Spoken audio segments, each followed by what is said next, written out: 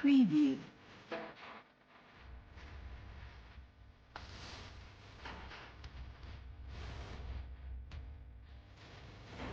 Preview.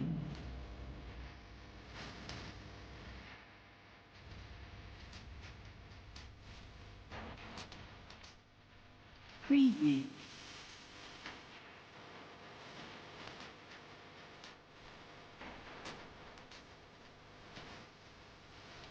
Preview. की वीज bill भरू नका, जर वीज तोडली तर आम्ही स्वतःहून बोलवायचं. आंबेडकरांनी केलं. असं आहे की काही महत्त्वाच्या गोष्टींची आपण महाराष्ट्राने देखील दखल घेण्याची आवश्यकता आहे. एक म्हणजे मागच्या 5 वर्षामध्ये वीज महामंडळाची थकबाकी आज अखेर बघितली तर 67,000 कोटी रुपयाची आहे.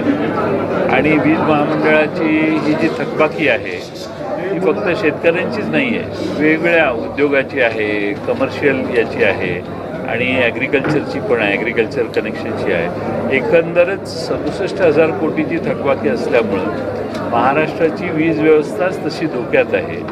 आज एका बाजूने दरवाढ झालेली आहे MERCने दिलेल्या निर्णयाप्रमाणे आणि त्यामुळं ग्राहकांना असं वाटतं की एकदम मोठी बिलं आलेली आहेत. त्यामुळे ग्राहकांच्याही अपेक्षा आणि भावना आहेत, स्वाभाविक आहे, मी काही त्याच्या बाबतीत हे करत नाही. पण एकंदर या वीज मंडळाची अवस्था अशी का झाली हे तपासून पाहण्याची गरज आहे. आणि त्यासाठी कालच्या मंत्रिमंडळाच्या बैठकीत बरीच चर्चा आमच्या सर्वांनी केली.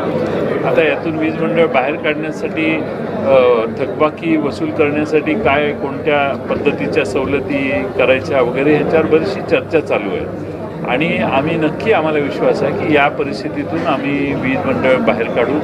ते काढत असताना शेवटी राज्य सरकारची सध्याची आर्थिक परिस्थिती जर बघितली तर त्याला मर्यादा आहे आणि म्हणून आम्हाला सगळ्यांना इच्छा आहे की ग्राहकांना अधिक न्याय द्यायचा, पण आर्थिक दृष्ट्या काही मर्यादा आहेत. त्यामुळे आम्ही जास्तीत जास्त प्रयत्न करतो.